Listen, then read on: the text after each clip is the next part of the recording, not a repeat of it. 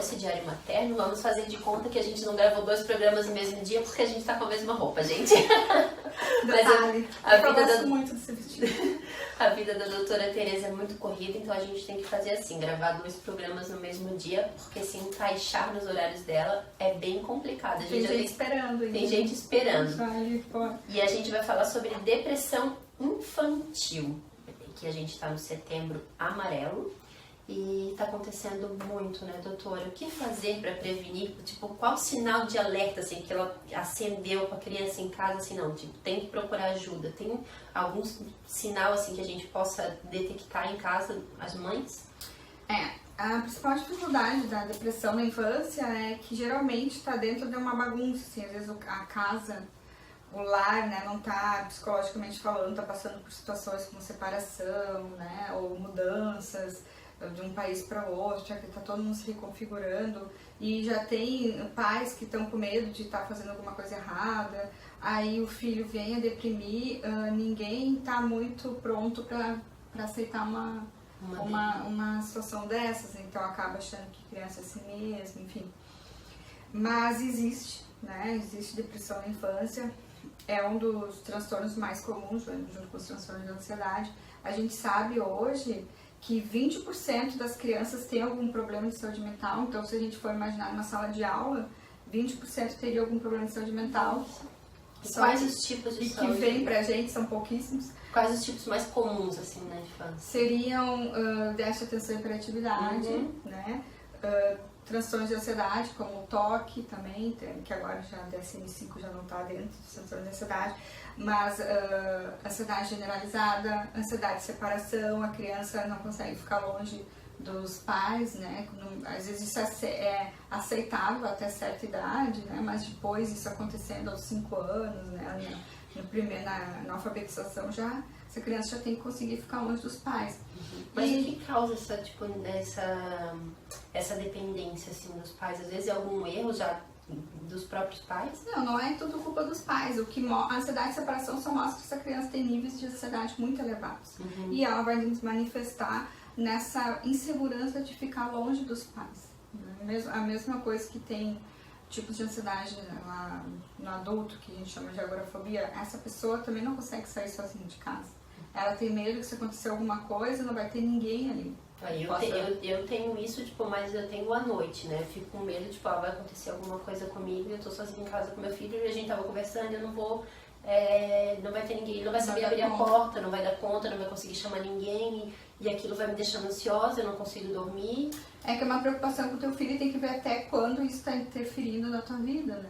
Então, a questão da criança, geralmente, as notas começam a baixar, pode acontecer da irritação, um dos principais sintomas é a irritabilidade na criança, né? Quando ela está deprimida, bastante pavio curto, quebra coisas, chora, diz que quer ir embora, que ninguém gosta dela. Né? Isso é um sintoma de depressão. Um dos. Então, às vezes meu filho faz isso, tá, mas faz só isso, tem que ver todo um contexto. Né? E acontece, só que na infância, muitas vezes, o tratamento psicoterápico, né, com psicólogo, assim, resolve a maioria. Então, se acender um sinalzinho de alerta, a criança está agindo de uma forma diferente, é bom procurar um especialista, né? Só que quando se percebe, por exemplo, que às vezes tem criança que passa a ficar muito desatenta. O transtorno de déficit de atenção inicia já desde o nascimento, é um bebê que já é agitado, né? Mas aí piora quando vai para a escola. Uma criança que teve atenção normal sempre começa a ficar sempre no mundo da lua. Aí, de uma hora para outra, assim, tipo, meses, ela muda totalmente, tá? Parece que fala as coisas, ela não entende, que o raciocínio deu uma lentificada. Dá para pensar na questão da depressão, porque até ela se reflete nas notas.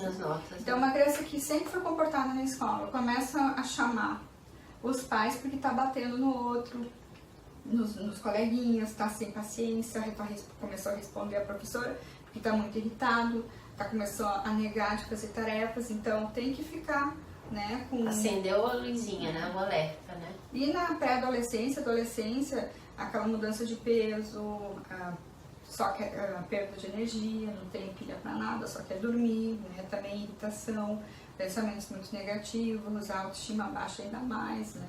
que daí o risco é bem maior de suicídio. Mas o sono, a vontade de querer dormir sempre também na infância ou só na adolescência? Na infância acontece mais da criança ficar assim com dificuldade de dormir. Ela não Fica dorme. mais agitada, não consegue descansar, é mais comum que ela não consiga Que ela dormir não bem, durma, o sono seja bem agitado. Então é diferente, são duas fases diferentes Duas da fases depressão. diferentes. E é que assim, cada época se manifesta de uma forma, assim que no idoso a depressão se manifesta de formas bem diferentes, então Em cada fase da vida do desenvolvimento humano a gente tem sintomas diferentes, né? E no que pode prejudicar, tipo, a depressão infantil se não tratada? Porque, tipo, um adolescente pode levar ao suicídio, mas uma criança não vai, sabe, pensar nisso, né? Depende, uma criança, a gente tem relatos de suicídio na infância. Na primeira infância? Não, na primeira infância não, né? Porque a criança nem sabe que é morrer. Pois é. Mas ali naquela transição, 8 aninhos, 8 até os 12, até porque a internet já pode acontecer. Ensina, né? E foi o público principal da Baleia Azul, né? Uhum. Então isso pode acontecer sim. E infelizmente a gente não tem que achar culpados e crucificar ninguém, né? Porque a vida está muito corrida, aqui no Brasil as coisas estão cada vez mais caras, as pessoas têm que trabalhar cada vez mais, os pais às vezes têm que ter mais de um emprego, não conseguem, não sabe o que os filhos estão fazendo na internet. A gente sabe que internet não supervisionada é pior do que o filho ficar no meio da rua, né? Sozinho, porque então, às vezes a gente acaba entregando o telefone para eles para poder fazer outra coisa, né? Outra coisa, o celular antes dos 2 anos não poderia acontecer. Dos 2 anos de idade, né? Antes dos 2 anos de idade não deveria acontecer. E depois... E agora todo mundo acha lindo, vai ter um tablet pro meu filho. Eu e meu marido a gente tá conseguindo. Né? Nossa filha não pega no celular, né? Ou tipo, pra sair pra almoçar fora, só se der o telefone, só se der um desenho. Enfim, não... É a gente que ensina isso pra eles, eles não sabem que o telefone existe, a gente que tem que arrumar outras formas pra distrair eles, porque né? também a vida tá difícil, como eu disse, tá corrida pra todo mundo, daí ao invés de ter uma crise ali e os pais às vezes têm culpa porque ficam poucos filhos, aí quando fica não querem ficar colocando limites, então tá criando uma bola de neve a nossa forma, esse mundo moderno que não é à toa que cada vez tá começando mais cedo, né, os transtornos mentais, até mas isso a gente já sabe que já acontecia, relatos, né, há muitos anos atrás, o século, assim, tipo, antes do século XVII já tem literatura que mostra, inclusive, hiperatividade, do século XVI, tem um livro de 1500 e pouco, e então não é uma coisa de agora, assim, mas tá cada vez tá piorando, tanto que tá aumentando no mundo também o número de pessoas com depressão. É possível pais depressivos passarem essa depressão para os filhos? Pode acontecer? Ela tem características genéticas bem importantes, né? Transtorno de humor. Mais genético ainda se for por uma depressão bipolar na infância. Geralmente a gente tem que pensar, quando as crianças são muito jovens, já fazem depressões muito fortes, assim. E o transtorno bipolar pode acontecer, né? Na infância também, fazer depressões bem... Aí é aquela depressão tipo adulto, assim, que a criança fica meio que apática. E tem cura, tem tratamento? Tem tratamento. A depressão bipolar geralmente é mais grave e é mais parecida com a de adulto, que até as professoras percebem, assim. A criança dorme o tempo inteiro. Inclusive na escola ela tá, tipo, querendo dormir. Eu tive um paciente que a mãe não precisava nem portelinha. Nunca precisou nem portelinha no apartamento, só ficava em cima do sofá, a vida dele era ficar deitado no sofá, assim. Aí as notas começaram a piorar, daí procurar no médico. Então, depois começou a fazer tratamento. E às vezes tem gente que nem imagina, nossa, meu filho tem 7, 8 anos, que depressão, é falta de surra, tem gente que os antigos usavam isso, né?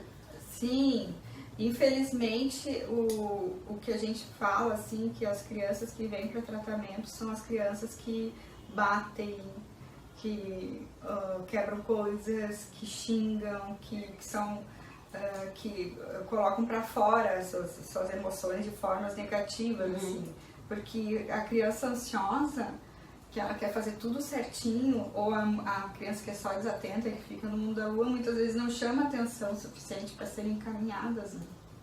Aí quando as notas baixam, que os pais Mas se as notas sempre foram baixas, daí fica mais difícil. Daí complica. Essa é a importância de a gente estar sempre atento aos filhos da gente, né? Porque quanto mais cedo os cuidados, é mais fácil de evitar um suicídio, porque realmente hoje na TV a gente está vendo que está acontecendo demais, né, doutora Tereza? Não tem idade. Agora mesmo, essa semana, teve um jovem muito conhecido aqui na nossa região, de 35 anos, que se suicidou. Eu tenho um caso na família, meu primo de 20 anos se suicidou. Nunca apresentou sintomas de depressão, tipo, não que a mãe tenha, ele poderia ter, mas ninguém nunca percebeu. É que às então, vezes foi um choque, não né? é a depressão, né? Transtornos graves de ansiedade cansam, a pessoa não aguenta mais viver desse jeito e... Né? Por isso que a gente tem que falar, né?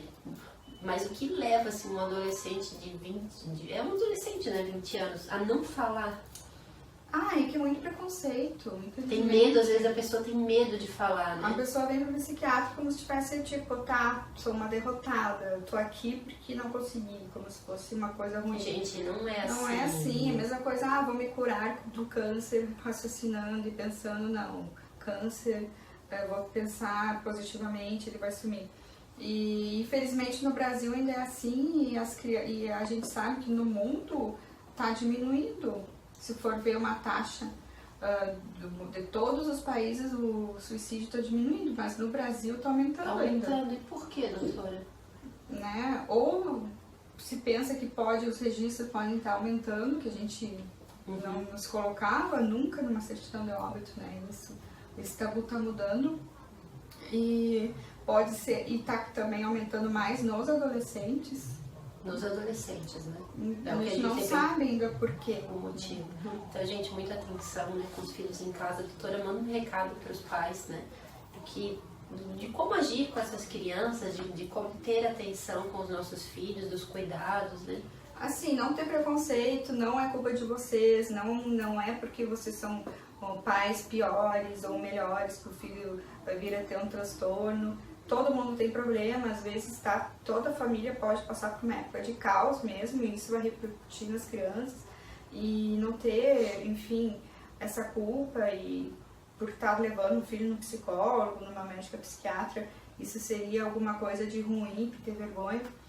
E principalmente procurar dentro dos órgãos de classe do profissional, se esse profissional tem formação, se é realmente um médico psiquiatra, se é realmente um bom psicólogo, referência. Muito cuidado com o profissional. Não ir, porque às vezes a pessoa vai num profissional muito ruim ou que, né, enfim, a gente tem pessoas boas e ruins em todos, né? Pessoas que estudam, né? Pessoas que não estudam em todas as áreas, e daí queima totalmente o filme do tratamento de saúde mental, a pessoa nunca mais aparece. Nunca mais aparece, acaba desistindo, né, do tratamento. Sim, quando vem pacientes novos aqui, a primeira vez que consulta psiquiatra, o pessoal fala assim, eu falo que bom, que é comigo, porque olha, a gente tá cada vez mais complicado, mas em todas as áreas da saúde, né, da medicina, tá bem complicado. Sim, então tem que procurar bem no profissional certo. Se informem antes, procurem saber, até mesmo alguém que já se tratou com aquela pessoa. Informação, gente, hoje é tão fácil de a gente ter as informações, né, se a gente tem acesso, então...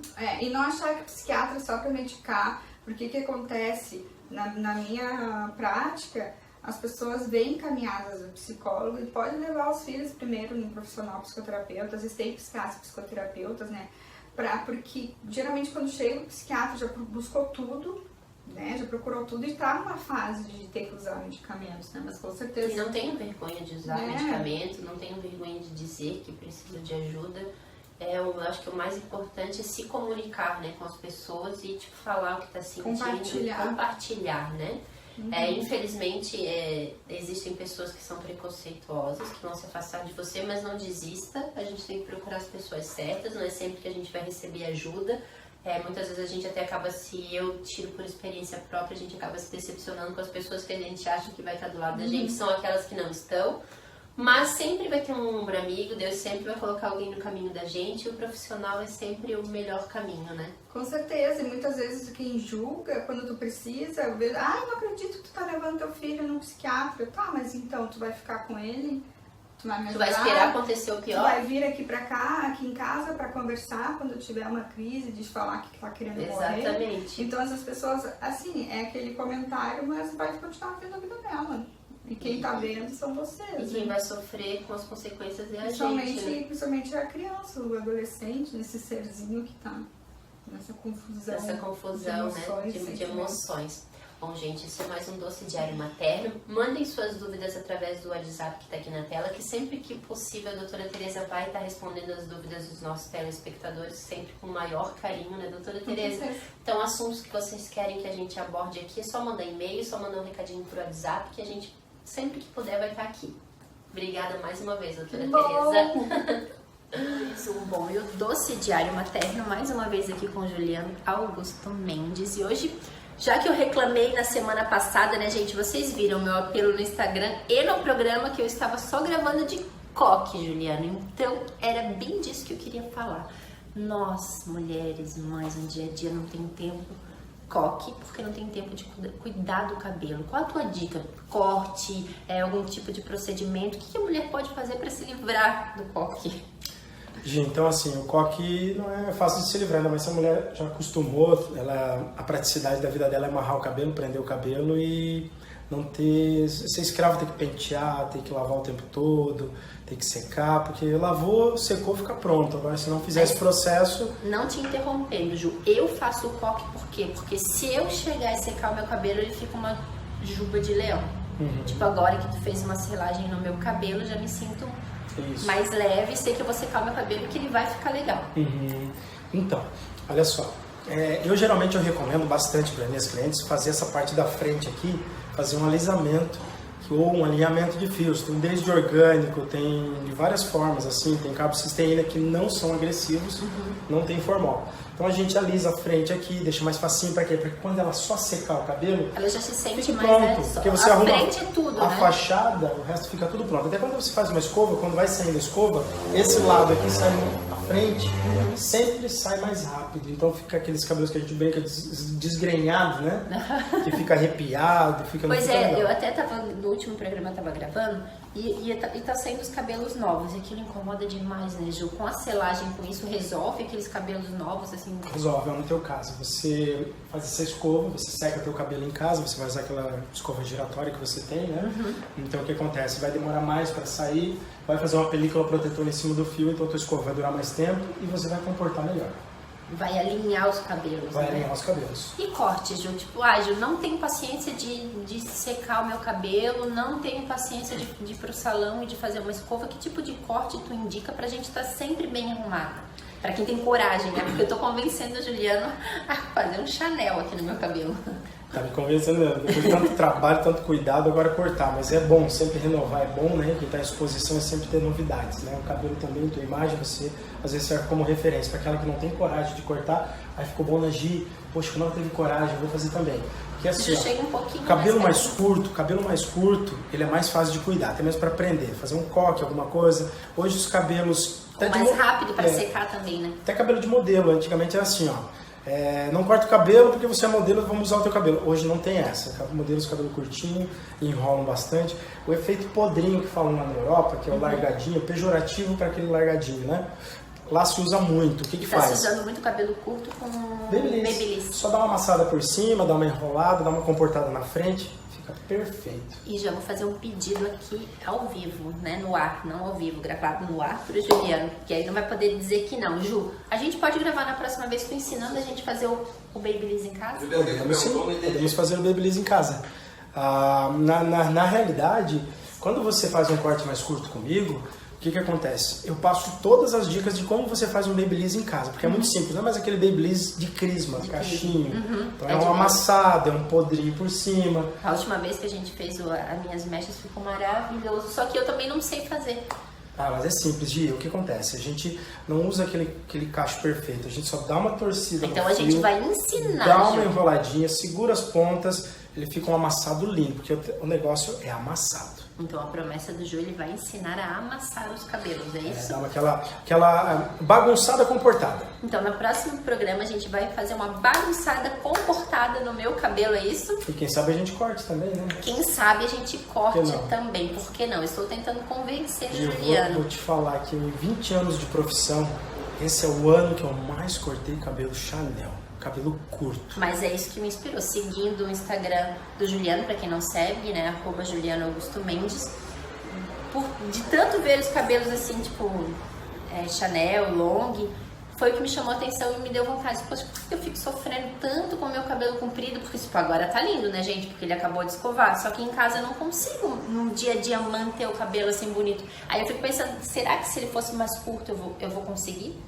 Consegue sim, bem mais fácil, gente. É bem mais fácil de cuidar, mais rápido de secar. De hidratar, de tudo, tua vida fica mais otimizada.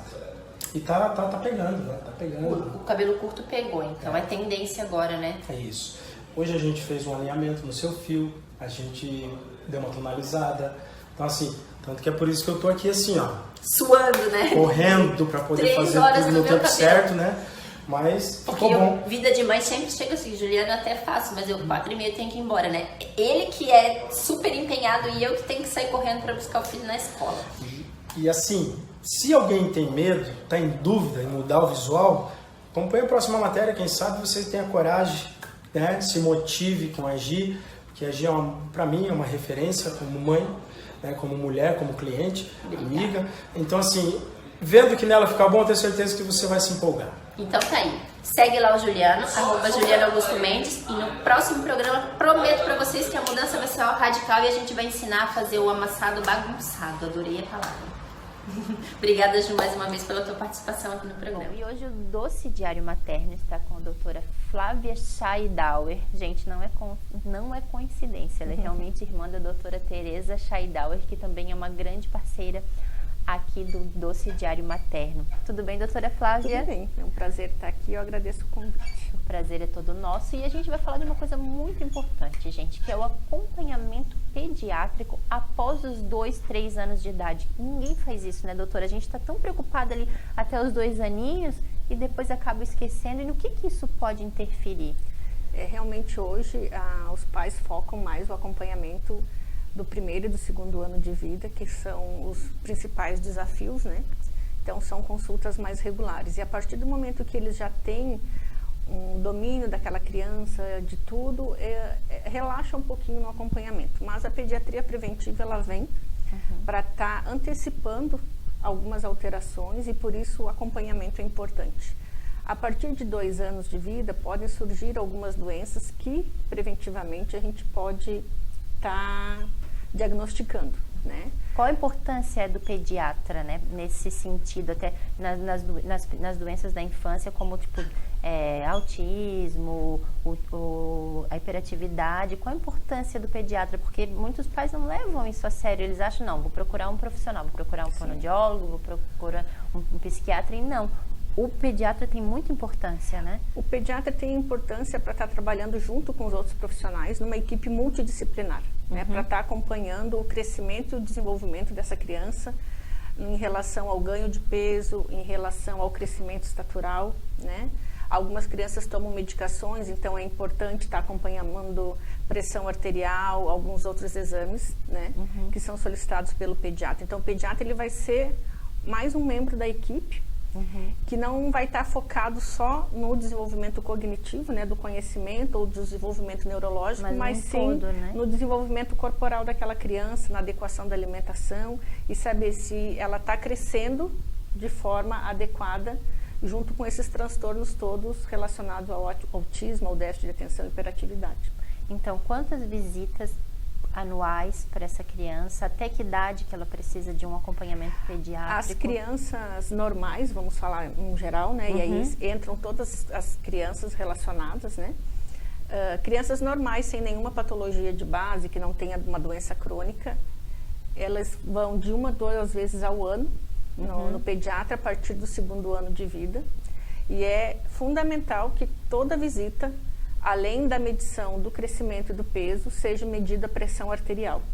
tem algumas doenças que são diagnosticadas pela própria pressão arterial. O meu filho nunca foi, tipo, se fala aferir, né? Isso. A pressão arterial dele. E faz parte obrigatória do exame clínico, principalmente a partir do 3º ano de vida, a gente medir a pressão de todas as crianças que vão ao consultório. Porque já dá para prevenir? Sim, já dá para prevenir. Uma criança com uma pressão alterada, ela já está tendo dano renal ou dano cardíaco. E às vezes a gente tem uma criança obesa, né?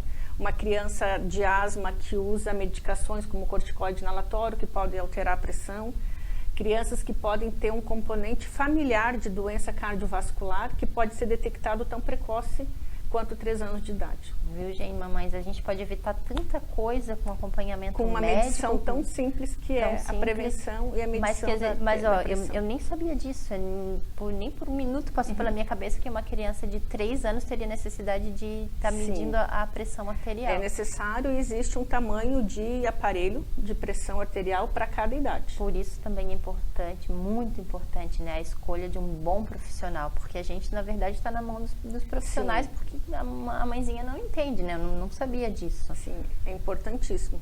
E assim como alguns exames a partir dessa idade também são solicitados também. Era que eu ia perguntar. Avaliar. E os exames laboratoriais? Tem médicos que são a favor e tem médicos que são contra. Por exemplo, como o Felipe nasceu na Itália, lá na Itália eles são contra furar, eles falam isso mesmo, furar uma criança antes dos 5 anos de idade. Uma criança que está crescendo bem, que tem um peso adequado para sua curva, essa realmente não tem por que fazer exames de rotina. Mas aí quando a gente entra num exame clínico alterado, uma baixa estatura, ou sobrepeso, obesidade, ou então uma pressão arterial alterada, a gente vai ter que solicitar alguns exames para estar triando o diagnóstico definitivo. Não só exames de sangue, como exames de imagem, né? Ultrassom, tomografia. Doutora, eu vou fazer uma pergunta porque é sobre uma coisa que eu li essa semana. Uma criança, nem aconteceu aqui, isso aconteceu lá na Itália. A criança começou com fortes dores abdominais, foi para o hospital, é uma virose, uma criança de 3 anos. Voltou para casa, fortes dores abdominais, voltou para o hospital, é uma virose. E a criança era diabética. Sim. Então, quais os sintomas que os pais... E a criança faleceu, gente, não deu tempo de salvá-la. Então, quais os sintomas da pré-diabetes ou da diabetes infantil? A criança em si, ela não tem sintomas pré-diabéticos. Ela tem sintomas quando ela tem o diabetes propriamente dito. Então, vai ser, muitas vezes, um diagnóstico agudo. O primeiro episódio, geralmente a criança entra numa doença grave que se chama cetoacidose diabética, que é caracterizada por dor abdominal, pode ter confusão mental. E aquele quadro que a gente ouve dizer dos adultos, vai perder peso, pode perder peso, mas às vezes ela vai ter uma crise de cetoacidose diabética antes de se perder esse peso. Então, tudo aquilo que se fala para adulto, perda de peso, muita sede, muita diurese, na criança não funciona dessa forma. Não é assim, né, doutora? E, então, ela pode abrir um episódio de diabetes após uma infecção viral e aí confunde o diagnóstico e quando se faz a glicemia vê que está em 400, 500 e vai se investigar, a criança foi o primeiro episódio desencadeador da doença. E muitas vezes pode acontecer com essa criança, não dá tempo de salvar a criança, né? Porque é uma doença muito grave, quando né? é o primeiro episódio, quando é o episódio de diagnóstico, porque não se sabe o histórico. Mas é importante se pensar na emergência, então todas as crianças que dão entrada em estado grave na emergência, um dos exames primordiais que são realizados no momento da entrada é o exame da glicemia. Para saber se é uma hipoglicemia e aí investigar se é por uma diabetes, ou se é por uma falta de alimentação, ou se é por uma doença outra grave que causou isso, ou se é porque a criança está com a hiperglicemia, que é com a glicose alta, e aí se faz o diagnóstico de possível diabetes, se investiga. Gente, tá aí uma coisa muito interessante. Na Itália a gente usa eles têm um livro, a criança ela já tem um livro e também lá é tudo computadorizado, então tudo que aconteceu com ela está escrito ali, mas tipo, gente, qualquer coisa que aconteceu com ela, o pediatra anota à mão mesmo. Então, já que aqui a gente não tem isso, é uma ideia tipo que eu estava pensando agora, é muito importante a mãezinha ter o caderninho e anotar a data, tudo por tudo que a criança passou, porque se tu já chega no hospital preparada, é muito mais fácil, né? Na própria caderneta de vacinação do Brasil, nas folhas no final, tem espaço para anotações de intercorrências, né? Desde diagnósticos quanto internações. Então, é importante que a mãe, muitas vezes o médico não faz esse preenchimento, Não faz. mas que a mãe esteja sempre com esse documento que é fundamental. E que ela exija e que no isso, que ela momento peça isso, né? de uma internação hospitalar que seja colocado junto na carteirinha um relatório médico da internação ou então uma anotação feita à mão do que aconteceu. Do que aconteceu. Então, gente, mais um recado super importante. Nada de ficar escutando o conselho da vizinha, da avó, da mãe. Achou que a criança não está bem, tem alguma coisa que não... A melhor opção é procurar o pediatra, né? E a prevenção é sempre o melhor remédio. Então, tu ter um pediatra da tua confiança, que faz o acompanhamento, que conhece tua filha.